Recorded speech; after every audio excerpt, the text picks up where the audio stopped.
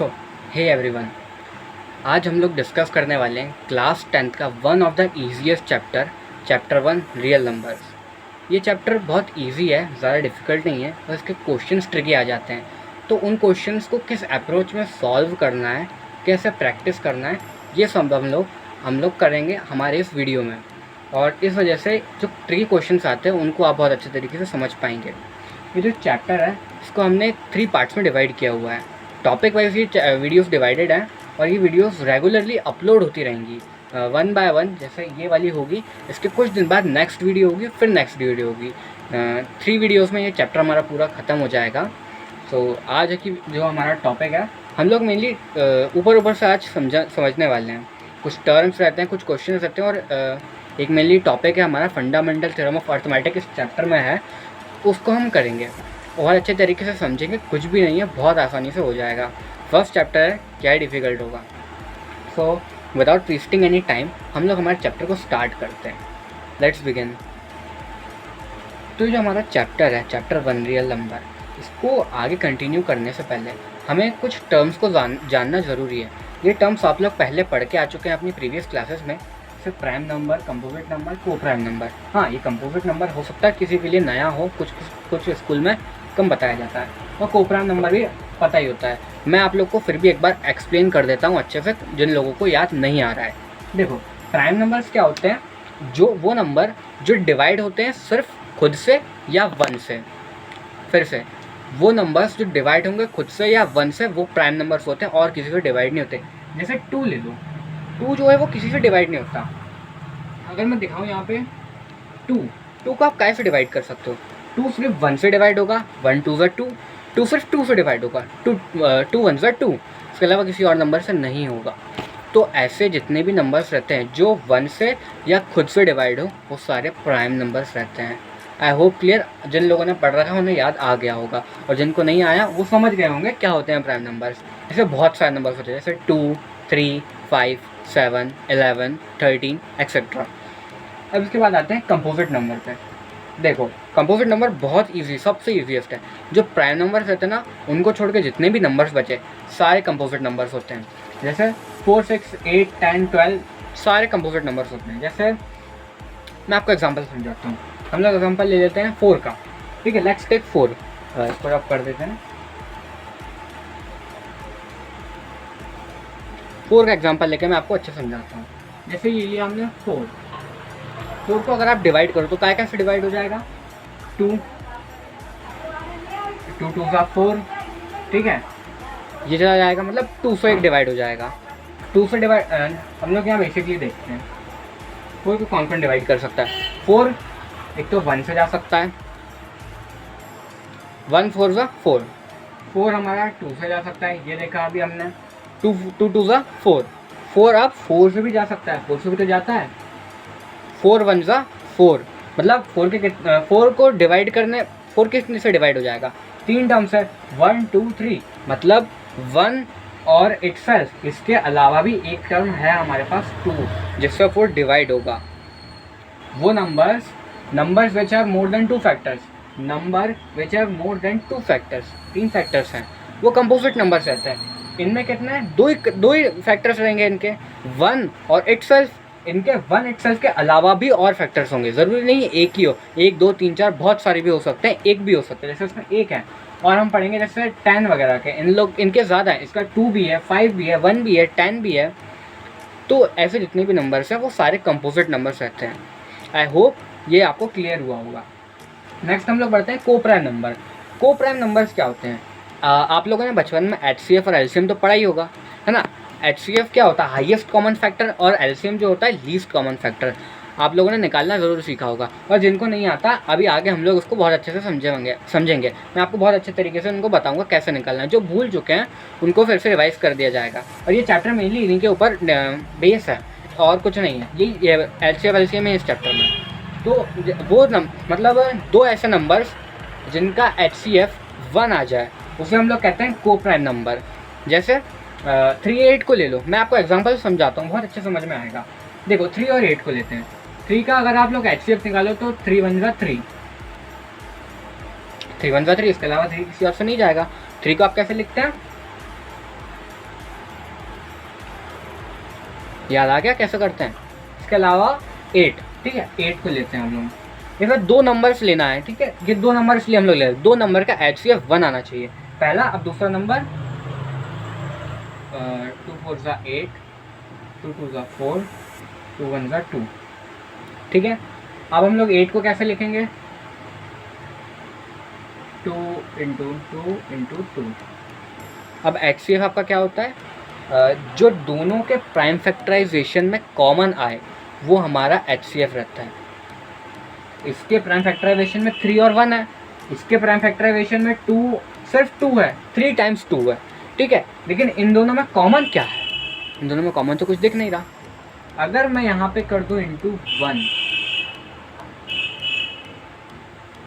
एक सेकेंड, अगर मैं यहाँ पे इंटू कर दूँ 1 तो क्या कुछ फ़र्क पड़ेगा? किसी भी नंबर में 1 का मल्टीप्लाई करते तो नंबर उतना ही रहता है, 8 1 ज़ा 8, 9 1 ज़ा 9, 10 1 ज़ा 10, वही रहता है। अगर मैं यहाँ पे 1 का मल्टीप्लाई कर तो सेम रहेगा। इन दोनों में कुछ कॉमन तो है नहीं, लेकिन क्या कॉमन है? 1, 1 इसमें भी है, 1 इसमें भी है, तो इन दोनों का HCF क्या हो गया? HCF of 3,8 is 1। और ऐसे नंबर्स, ऐसे 2 नंबर्स जिनका HCF 1 आ जाए उनको हम लोग कहते हैं कोप्राइम नंबर। आया समझ में? तो बेसिकली ये 3 टर्म्स थी जो आपको मेन इस चैप्टर में समझनी थी आगे के क्वेश्चंस और प्रैक्टिस करने के लिए और समझने के लिए। आगे के जो कॉन्सेप्ट है वो इन्हीं के ऊपर बेस्ड है और जो क्वेश्चंस है वो इन्हीं पे हैं, इसलिए हमें इन चीज़ों को समझना ज़रूरी था। ये जो मैं आपको बताता हूँ, ये प्राइम नंबर्स जो है, प्राइम नंबर के ऊपर प्रूविंग के क्वेश्चंस हैं। Prove that it is a prime number, आगे हम लोग करेंगे इसके बारे में बात। Prove that root 2 is irrational number, ऐसे क्वेश्चंस भी हैं। और कंपोजिट नंबर में भी क्वेश्चंस हैं, बहुत सारे क्वेश्चंस हैं जो इन्हीं के ऊपर बेस हैं। इस चैप्टर में मेनली हमको इन टर्म्स के ऊपर ही काम करना है और कुछ नहीं है। इसके अलावा और 2-3 टर्म्स हैं, जैसे नेचुरल नंबर, होल नंबर, ये सब आपको पता होंगे। नेचुरल नंबर 0 टू इन्फिनिटी वाले होल नंबर रहते हैं और 1 टू इन्फिनिटी वाले नेचुरल नंबर रहते हैं। इनमें नेगेटिव इंक्लूड नहीं है। All positive integers, all positive numbers, integers नहीं, okay. All positive numbers 0 to infinity whole numbers रहते हैं और 1 टू इन्फिनिटी नेचुरल नंबर्स रहते हैं। ये आप लोगों ने आपके पिछली क्लासेस में 5th 6th 7th में पढ़े ही होंगे, ठीक है। सो ये जो था ये मेन था। अब हम लोग आगे बढ़ते हैं। तो हमारी फर्स्ट थ्योरम क्या कहती है इस चैप्टर की? चैप्टर की पहली थ्योरम 1.2 है, मतलब मेरे पास पुरानी बुक है, पुरानी बुक के हिसाब से 1.2, लेकिन ये आपकी चैप्टर की पहली थ्योरम है। इसका नाम है फंडामेंटल थ्योरम ऑफ अर्थमेटिक। इसका मतलब क्या होता है? देखो, एवरी कंपोजिट नंबर हमने अभी समझा क्या होता है। Can be express mean factorise. जब हम लोग HCF LCM निकाल रहे थे ना, मतलब HCF LCM निकालने के लिए जो प्रोसेस कर रहे थे उसको कहते हैं फैक्टराइजेशन, ठीक है। ऐसा product of prime and the factorization is unique apart from the order in which the prime factorization। देखो, आपको मैं एक एग्जांपल समझाता हूँ। हर एक टर्म को मैं बहुत अच्छे से आपको समझाता हूँ।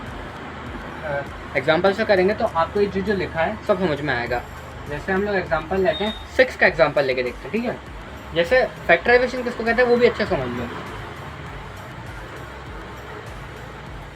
इस प्रोसेस से जो हम फैक्टर्स निकालेंगे उसको फैक्टराइजेशन कहते हैं।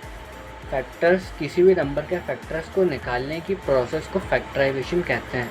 क्लियर? चलो, 6 को फैक्टर कैसे निकालेंगे? 2 3 जा 6, 3 1 जा 3। इसके अलावा और कोई फैक्टर तो होंगे नहीं 6 के, है ना। अब 6 को हम लोग कैसे लिखेंगे? 6 will be equal to 2 into 3, ठीक है, ये सही है। अब इसमें क्या बोला है? Every composite number can be expressed as a product of prime. कोई भी कंपोजिट नंबर 6 एक कंपोजिट नंबर है, पता है ना। 6 कंपोजिट नंबर अभी हमने समझा है। 6 कोई भी composite number can be expressed as a product of prime. एक बहुत माइंड करने वाली चीज़ है, किसी भी कंपोजिट नंबर को अगर आप फैक्टराइज करोगे तो उसके जो प्रोडक्ट आएंगे, माने जिन नंबर से वो फैक्टराइज होगा, इससे 2 से और 3 से, तो ये जो नंबर्स हैं ये ऑलवेज प्राइम नंबर्स रहेंगे। क्या? ऑलवेज प्राइम नंबर्स रहेंगे। मतलब मैंने 6 को फैक्टराइज किया, 6 को फैक्टराइज करने के लिए 2 आया, 2 से गया, 3 से गया और किसी नंबर से तो नहीं जाएगा।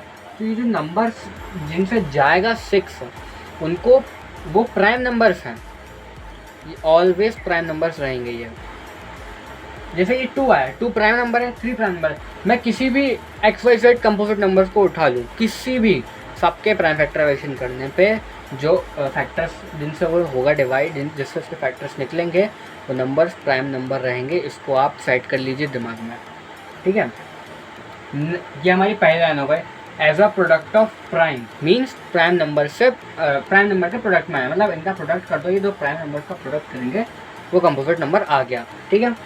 नेक्स्ट है and the factorisation is unique, मतलब ये जो है 2 और 3 अगर हम इनको प्रोडक्ट करेंगे तो मिलेगा, इसके अलावा कोई अदर नंबर नहीं मिलेगा। अगर 3 इंटू 2 करोगे तो 6 ही आएगा, 3 इंटू 2 करने पर 7 नहीं आएगा या कोई भी अदर नंबर नहीं आएगा। मतलब द फैक्टराइजेशन इज यूनिक, ये फैक्टराइजेशन यूनिक है, ये सिर्फ इसी नंबर के लिए होगा और किसी के लिए नहीं होगा apart from the order. Order से आप 3 इंटू 2 करोगे 2 इंटू 3, अगर मैं इसको 3 इंटू 2 भी लिख दूंगा तो भी कोई फ़र्क तो है नहीं, दोनों मल्टीप्लाई करने पर 6 ही आएंगे। इनके ऑर्डर से फ़र्क नहीं पड़ता, ये जो नंबर्स हैं ये रिप्लेस नहीं होना चाहिए। अगर ये नंबर ये है तो इनका जो प्रोडक्ट है वो यही होगा और कोई अदर नंबर नहीं होगा। आई होप ये चीज़ आपको क्लियर हुई होगी।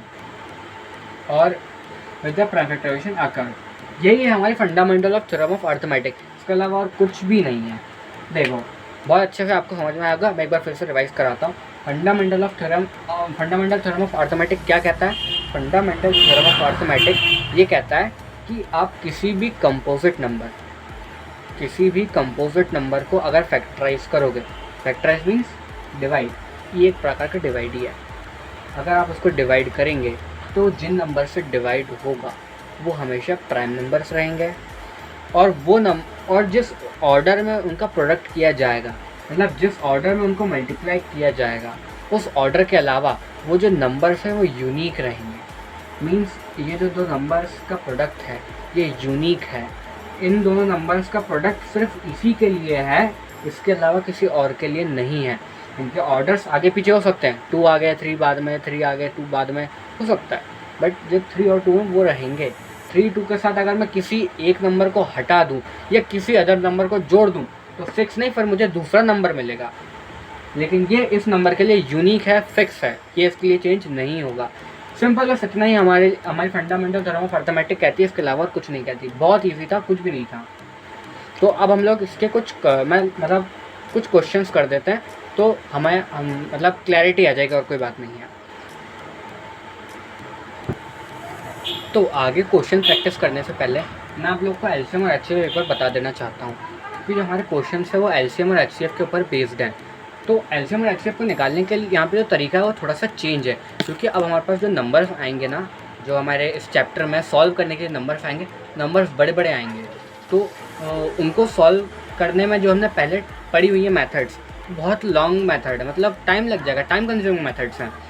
ये जो मेथड्स हैं ये टाइम को कम करने के लिए आई है, तो इन चीज़ों को हमें जानना जरूरी है। हम 2 मिनट लगेगा, हम इन चीज़ों को फटाक से समझते हैं, उसके बाद हम लोग हमारे क्वेश्चन की ओर आगे बढ़ेंगे विदाउट वेस्टिंग एनी टाइम।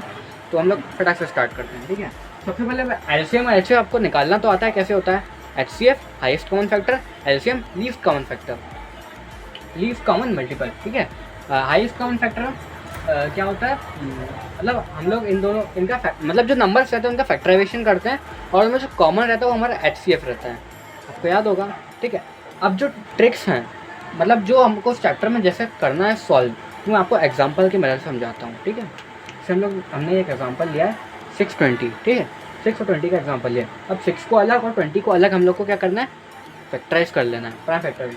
मैं पुरानी क्लास में पढ़ा होगा, एलसीएम के लिए हम लोग दोनों को कॉमन लेकर साथ में कर लेते हैं, मतलब नंबर लिखेंगे कॉमन लेके साथ में कर देंगे, वो भी ठीक है, लेकिन वो टाइम कंज्यूमिंग, वही तो बात है। तो हम लोग को दोनों को अलग अलग लेना है और दोनों को प्राइम फैक्टराइज करना है। मैं करके देखता हूँ। जैसे हम लोग यहाँ देखें तो 6 का प्राइम फैक्टराइजेशन 2 इंटू 3 ही होगा। 6 को हम लोग कैसे लिख देंगे? 2 इंटू 3, ठीक है, परफेक्ट। नेक्स्ट, अब हम लोग 20 को कैसे लिखेंगे? 20 का प्राइम फैक्टराइजेशन ऐसे होगा, 2 10 का 20 और 5 2 का 10 और 2 1 का 2, ठीक है, करेक्ट है। 20 को हम लोग कैसे लिख देंगे, 2 × 5। अभी हमने देखा ऑर्डर से फ़र्क नहीं पड़ता है, ठीक है ना। 2 2 ज़ा 4, 4 5 20, नंबर वही रहेगा, ठीक है। आप लोग को समझ में आया होगा। अब एलसीएम और एचसीएफ निकालते कैसे, मैं आपको बताता हूँ। अगर हम लोग एलसीएम की बात करें, एलसीएम में क्या करते हैं, अच्छा हाँ एक चीज़ और, आप लोग को करने जो ट्रिक है वो, मतलब जो ट्रिक क्या बोलूँ मैं इसको, यही है, चैप्टर ही यही है, मतलब जो हमें चैप्टर में पढ़ना है वही है, ट्रिक नहीं है कुछ ये। तो जो हमें करना है एलसीएम निकालने के लिए, सबसे पहले हमें पावर में कन्वर्ट करना पड़ेगा। मतलब 2 × 3 लिखा है, इसको एज इट इज छोड़ दो, क्योंकि इसमें कोई एक्स्ट्रा चीज़ है ही नहीं, कोई अदर नंबर भी नहीं है, कोई सेम नंबर भी नहीं है, ठीक है। 20 पे आए तो 20 को देखो, 2 टाइम्स है, 2 बार 2 को हम क्या लिख सकते हैं, 2 की पावर 2 नहीं लिख सकते, समझे। 2 2 ज़ा 4 और 2 का स्क्वायर 4, यही होता है। अगर 2 5 बार होता है तो 2 की पावर 5 करते, 2 6 बार होता है 2 की पावर 6 करते हैं। अगर 2 के कोई अदर नंबर होता है जो ज़्यादा टाइम होता है तो उसकी पावर उतनी कर देते हैं। आई होप ये चीज़ें आपको समझ में आई होगी। बस अब हमें इस चीज़ के ऊपर फोकस करना है, ये 2 चीज़ के ऊपर, ठीक है। अब एलसीएम कैसे निकालेंगे, देखो एलसीएम निकालने के लिए क्या करना है, अब इस पर और इस पर ध्यान देना। 6 और 20 दो अलग अलग नंबर्स हैं, इनके प्राइम फैक्टराइजेशन पर ध्यान देना है। कैसे, एलसीएम निकालने के लिए हमें हमारे 10th क्लास के हिसाब से क्या करना रहता है, जो भी नंबर्स लिखे हैं उनको लिख दो। क्या करना, मैं जो बोल रहा हूँ वैसे बिल्कुल ध्यान दो, जो भी नंबर्स लिखे उनको लिख दो। जैसे 2 इधर है इधर भी है, लेकिन हम लिखेंगे एक ही बार, ठीक है। पावर आवर पर ध्यान मत दो, अभी सिर्फ समझो। 2 लिख दिया हमने एक बार, ज़रूरी नहीं वो इधर इसमें भी है, इसमें भी है, इसमें नहीं है, इसमें नहीं है। अगर किसी भी एक में भी एक बार भी है तो उसको लिख दो आप। एलसीएम में, एचसीएफ में नहीं, एलसीएम में हम लोग एलसीएम कर रहे हैं। 2 था, 2 लिख दिया, फिर एक है हमारे पास 3 लिख दिया। और हाँ, ये 2 बार है तो उसका ये मतलब नहीं कि 2 बार लिखेंगे, एक ही बार लिखना है, चाहे कितनी पावर हो, वो इसमें आता हो इसमें आता हो, जितने भी नंबर उसमें आता हो, एक ही बार लिखेंगे। 2 लिखा हमने, 3 लिखा और 5 लिखा, ठीक है। अब एलसीएम में क्या रहता है, एक छोटी सी शॉर्टकट है, मैंने अपने लिए याद करी थी, आप लोग भी देख लेना। लीस्ट कॉमन मल्टीपल, ठीक है।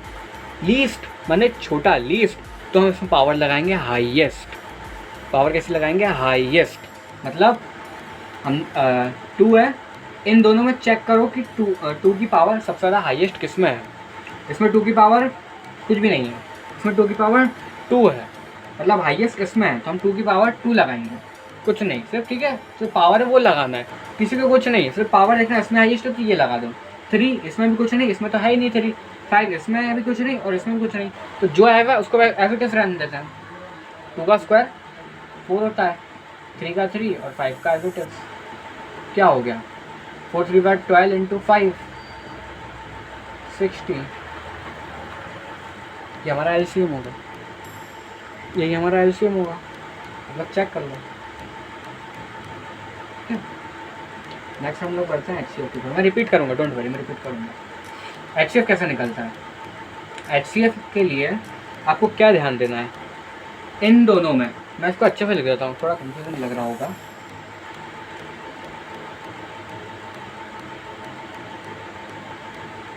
ठीक है, 6 को हमने कैसा लिखा था, 2 × 3, 20 को कैसा लिखा था, 2 का स्क्वायर × 5, स्क्वायर है, ठीक है। हाँ, अब थोड़ा शायद क्लीन लग रहा है।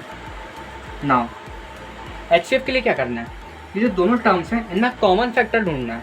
कॉमन क्या है, बोले सेम ही तो है, करो तो सेम, ठीक है। इनमें कॉमन फैक्टर है 2 लिख दो, इसके अलावा कोई कॉमन अलग है कुछ भी नहीं है, गुरुजी 1 है, 1 क्या 1 लिख दो, लिखो मतलब कोई फ़र्क पड़ता है उससे, नहीं पड़ता, ठीक है। 2 लिख दिया। अब here the another short trick, highest common factor, highest तो पावर लोएस्ट लगाओ, अपोजिट याद रखो। लीस्ट कॉमन मल्टीपल लीस्ट है तो पावर हाईएस्ट लगेगी, हाईएस्ट कॉमन फैक्टर हाईएस्ट है तो पावर लोएस्ट लगेगी। मैं 2 की पावर लोएस्ट का 6 में क्या है, कुछ भी नहीं, 2 एव इट इज, हमारा एचसीएफ 2 हो गया। क्लियर हुआ, मैं फिर से रिपीट करता हूँ, देखो ट्रिक क्या है, ट्रिक मेरे मुँह से निकल रहा है बार बार, देखो बताता हूँ। लीस्ट कॉमन मल्टीपल लीस्ट है, लीस्ट माने पावर हाईएस्ट लगा दो। HCF highest common factor, highest, तो पावर लोएस्ट लगा दो। समझ में आया? और इसको करने के लिए, इन दोनों को सबसे पहले करने के लिए हमें यहाँ पर जो प्राइम फैक्टराइजेशन है उसको पावर में कन्वर्ट करना पड़ेगा। समझे? पावर में कैसा? जैसे ये जो 20 था हमारा क्या था, 2 इंटू 2 इंटू 5, हमने इसको 2 का स्क्वायर इंटू 5 में कन्वर्ट कर दिया। ये करोगे तो ये बहुत ईजी होगा। नहीं तो आप लोग देख कर जाओगे कि यार हाईएस्ट पावर यहाँ दिख ही नहीं रही है, फिर उसको फिर से करो। पहले ही करके रखो ना उसको, आपको समझ ही नहीं आएगा कहाँ हाईएस्ट पावर कहाँ लोएस्ट पावर। आई होप ये चीज़ आपको क्लियर हुई होगी।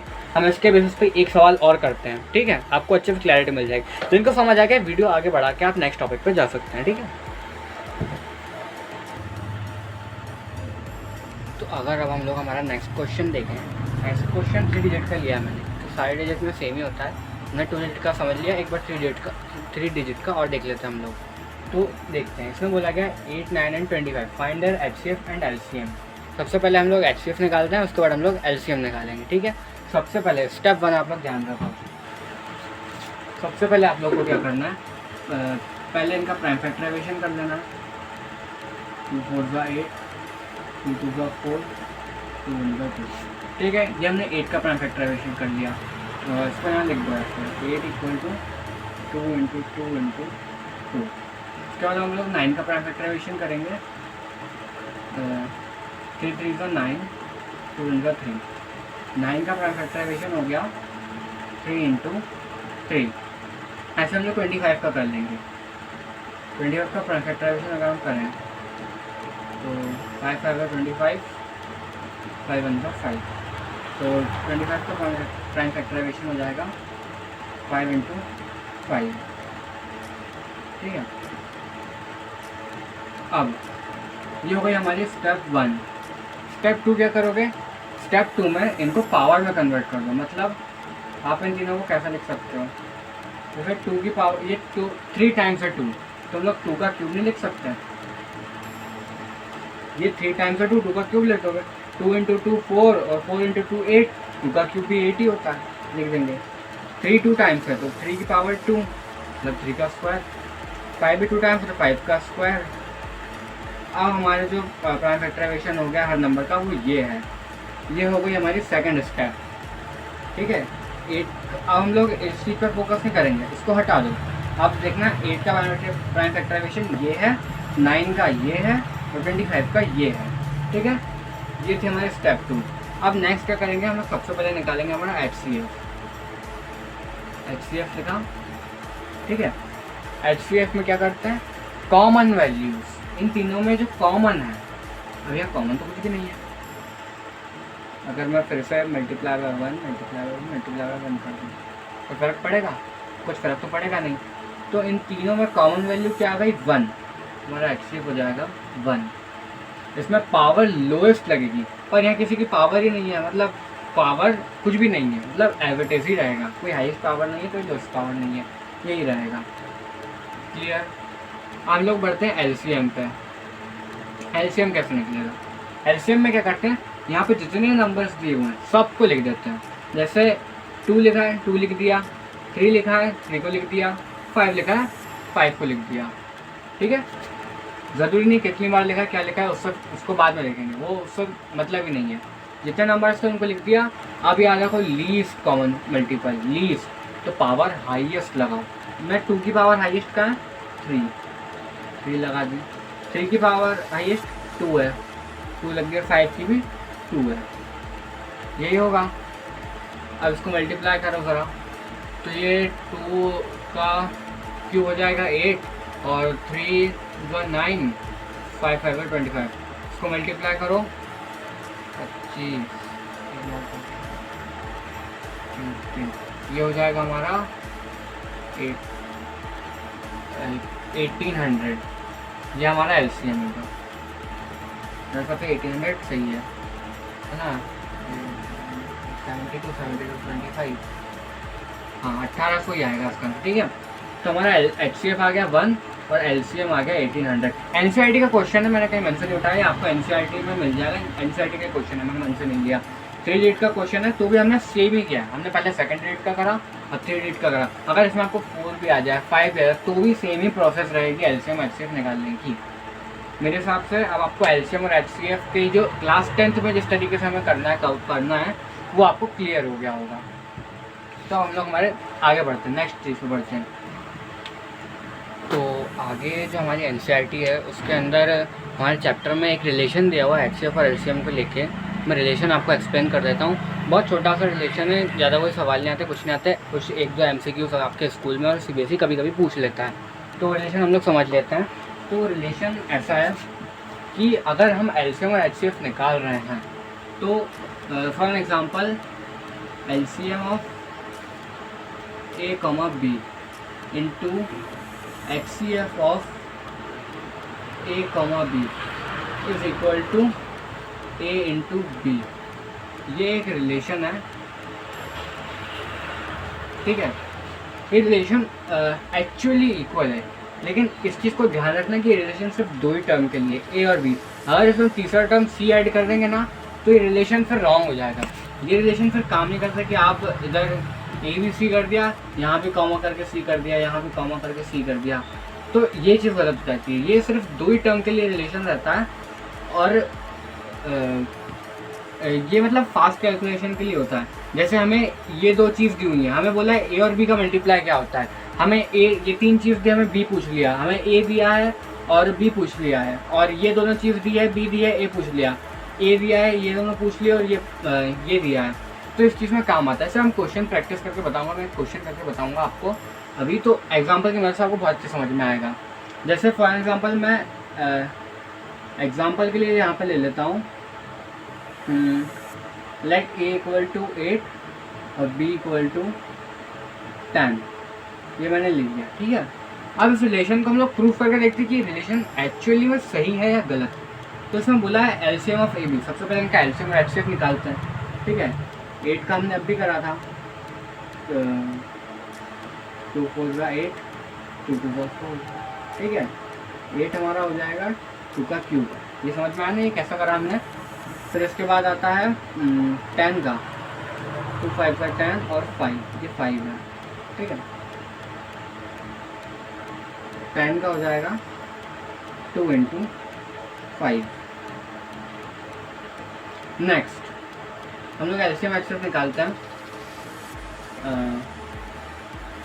एचसीएफ ऑफ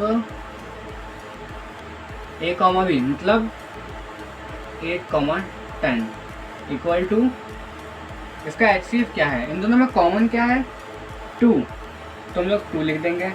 एचसीएफ हाईएस्ट मतलब पावर लोएस्ट मतलब कुछ भी नहीं 1, मतलब इसका एचसीएफ हो जाएगा 2। और एलसीएम अगर हम देखें of 8 comma 10 is equal to, जितने नंबर्स लेकर उनको लिख दो 2 इंटू 5, ठीक है। लीस्ट कॉमन मल्टीपल मतलब पावर हाईएस्ट लगा, क्योंकि पावर हाईएस्ट कितनी है 3, 5 की कुछ नहीं, जैसे एवेटिव रन दो। तो ये हो जाएगा हमारा 8 इंटू 5, तो ये हो जाएगा हमारा 40। अब इस रिलेशन को सेटिस्फाई करके देखते हैं। नाउ अकॉर्डिंग टू क्वेश्चन, 80 क्यों मैंने अकॉर्डिंग टू क्वेश्चन या अकॉर्डिंग टू रिलेशन बोल दो आप, ठीक है। एलसीएम ऑफ ए बी, नहीं हाँ एलसीएम ऑफ ए बी कितना आया 40 आया। LCM of A B 40 multiply by HCF of A B, HCF of A B कितना है 2 है, is equal to A into B. हमारा ए कितना है 8 और बी कितना है 10। करो ज़रा 40 into 2 80, 8 into 10 80, LHF equal to RHF।